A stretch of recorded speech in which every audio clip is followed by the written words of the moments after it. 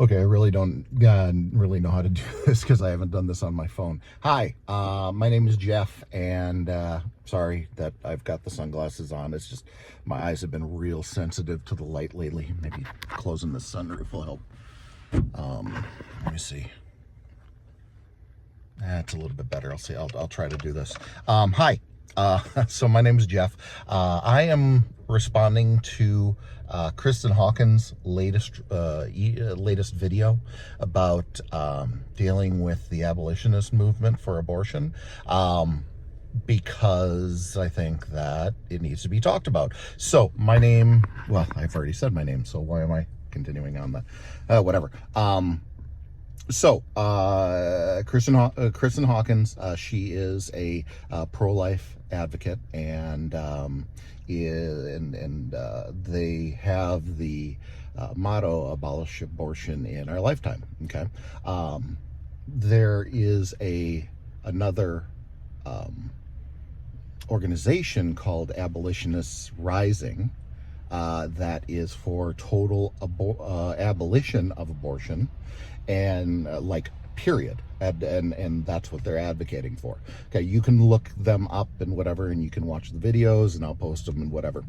Wanted to respond to Kristan specifically though, because I think that there were some talking points that you had that were spot on, and then also some where I think you were twisting and you were spinning a little bit. So to give you my perspective, I would put myself along the lines of the abolitionist, because I think, well,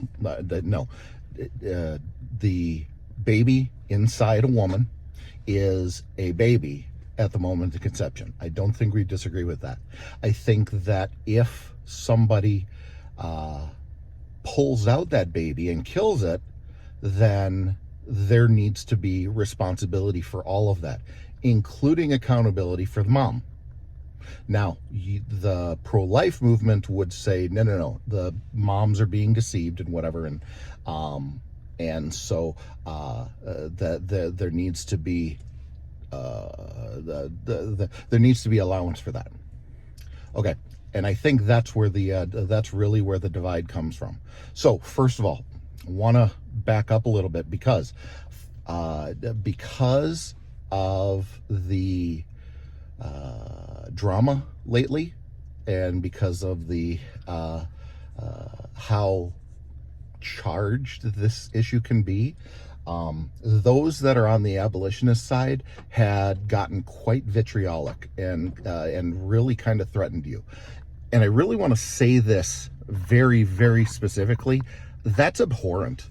People, you need to do better, because there is no reason to threaten, and there's no reason to say to another person who is your sister in Christ that they are going to hell. Because even if she is, let's say that she is. I don't think she is. I think that she's a true sister in Christ. She's still made in the image of God, just like the people that we're defending, or we're trying to argue for, that are getting aborted. She's made in the image of God. Just like you would not treat the baby less valuable, you need to treat each of us less, or of the same value too. Do better. Okay, that is absolutely abhorrent what others have said to you, and I really do apologize for that. I don't think that I would do that, even though I can be hyperbolic. Wouldn't do that, and I wouldn't threaten, or basically make threats, even if they're just hyperbolic. Of course you wouldn't do that in a normal circumstance. We're in a day and age, we can't really take that for granted. And even if we weren't in that day and age, I respect you too much. And yeah, I mean, even though we disagree, I kind of vehemently disagree on some points. That is absolutely abhorrent. And I want to apologize. And I want to say that's just wrong. And those people are wrong. Okay? I want to put that as a full stop, because I am fully on the Lannister belief that the moment you say but, then everything that you said before but is negated. And I absolutely stand by what I had just said. Okay, so I do want that to stand alone. I'm going to say however right now, but I do want that to stand alone. However, you're being vitriolic too, because you talked about the abolition movement being a cult, and then the leaders being cult leaders, and then just being extremist. Okay, you're not saying that that's hyperbolic. Now, you didn't go to the level of threatening, I agree, but you were using inflammatory words that were dismissive, that were treating someone as less. Okay, and that was wrong too. I know that you've gotten a lot of heat, but also there's an emotion factor there. I know that people said that women can't be in leadership. I am not on that side. I am not saying that you are reacting emotionally because you're a woman, but I am saying you are reacting emotionally because you've been getting nailed, and because your family has gotten attacked. And people, you are so stupid for having attacked her family and saying, oh, she's leaving her family. And you don't understand what having chronic illness is. Okay, I have chronic illness. I've got an autoimmune thing. I'm out here in a Walmart parking lot. I'm about to head in for errands. Okay, that doesn't mean that I don't live, but I have an illness. Okay, so shut up. You people are being stupid when you're taking on her family. Okay, stop it. I sound like I'm getting my dad voice on. Hey, I'm Santa Claus, okay? So shut up. I'm putting you on the naughty list. Anyway, going back to the fact that you're being vitriolic too. I think the biggest issue that I am seeing is, and I want to be clear, I follow Abolitionists Rising. I disagree with them about some stuff, and I've made it known when I've posted online about it. Specifically, let's talk about the thing in Florida. And this is actually a thing where I think I agree with you more, and I think that they are in the wrong. Talk about the Florida referendum, where they were going to push the eligibility of abortion to, 12 weeks instead of 6 weeks. And that was voted down, thankfully. That was voted down in November. Okay. Abolitionist Rising came on and said, this isn't a win. Don't treat this like this is a win. And I'm like, that doesn't make sense, because yes, my ultimate goal is to end abortion, to end the killing of children, of those children. But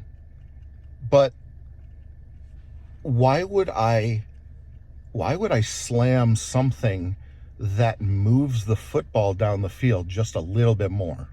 Okay, it's not all the way to the end zone. I understand that, and I am with no qualifications saying I want to get to the end zone.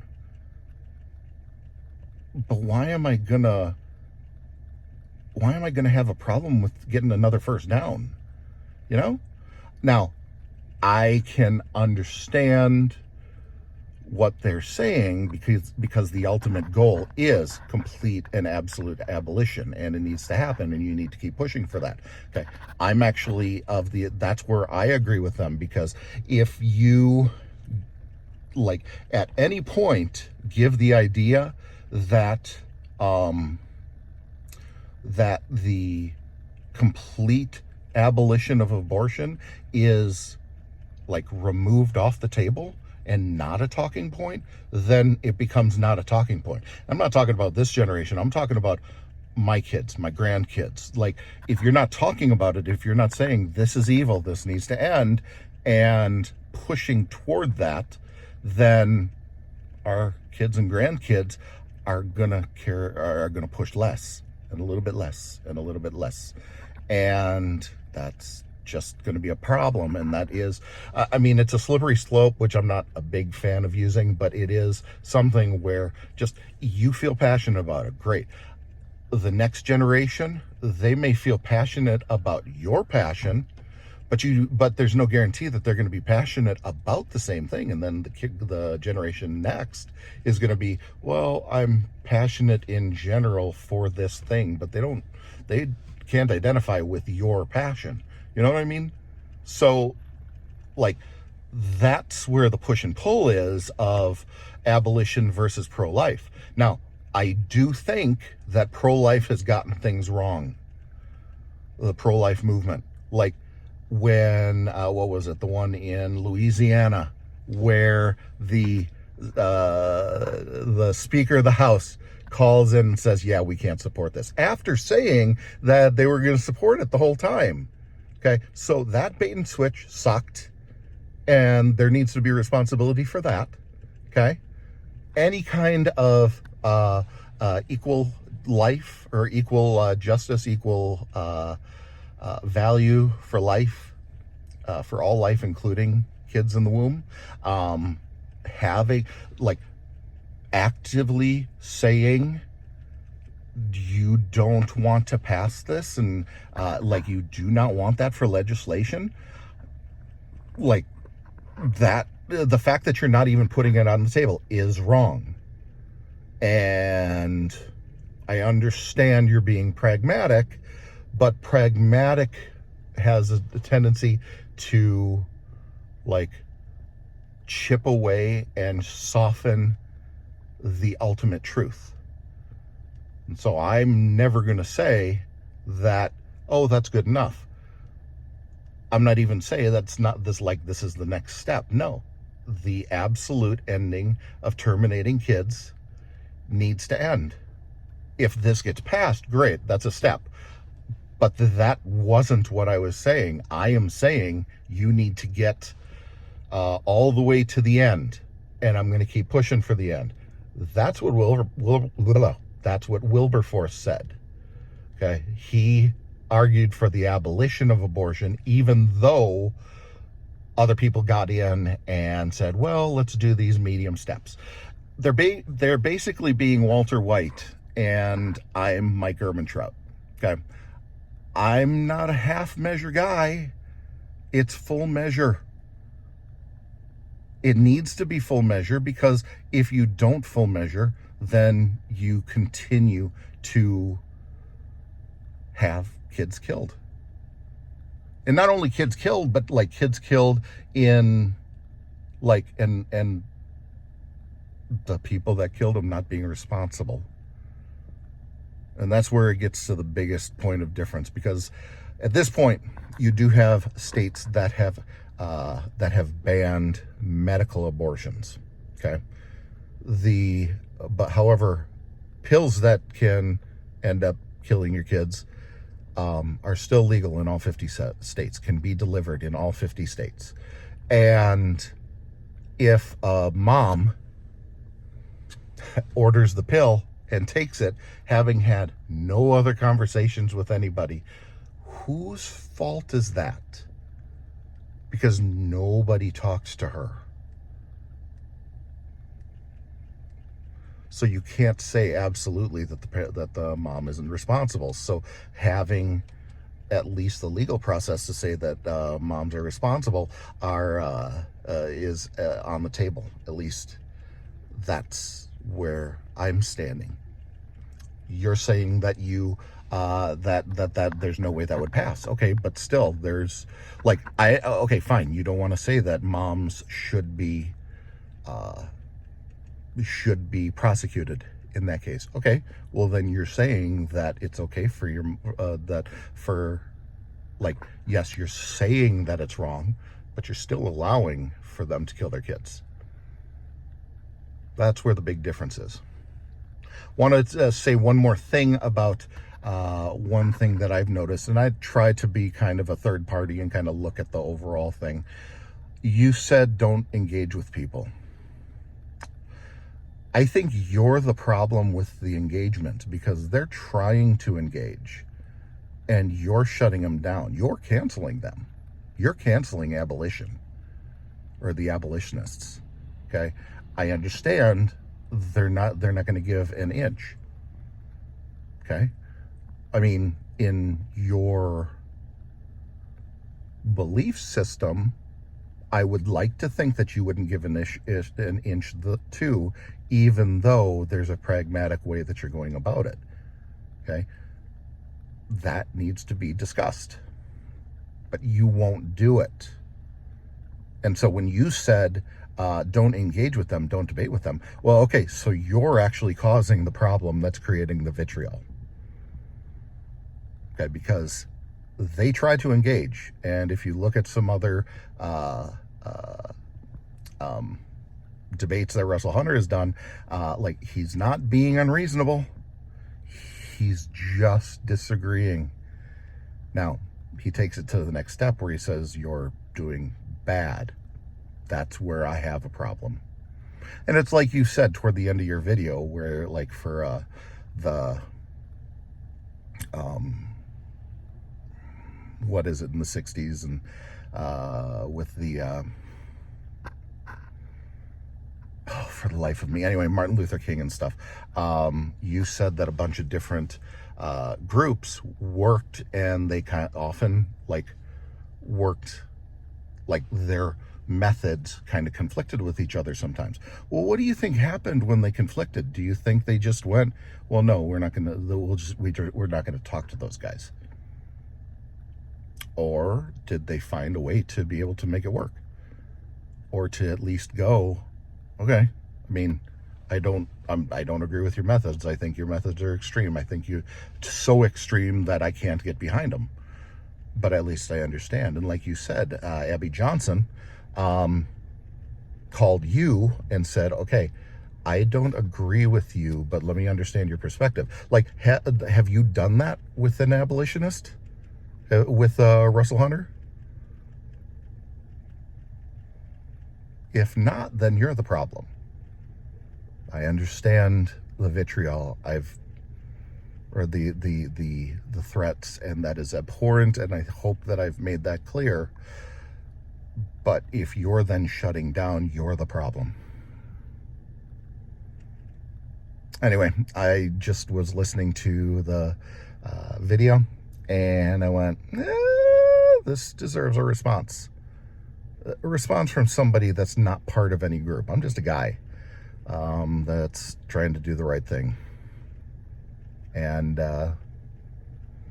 hope you watch this. I hope you watch this too, Russell. Because, yeah, I think we can learn from each other. Fine, you wanna say absolutely, like, there's a place to have both spots. Okay, we just don't need to keep throwing each other on the under the bus. And both of you are doing that. So love each other and give each other some grace, okay? And that especially goes for those who would be on my side with the abolitionist thing. Like, give them some grace, okay? Don't just get into the social media frenzy, because we know it's a cesspool. Don't be part of the cesspool. Love each other.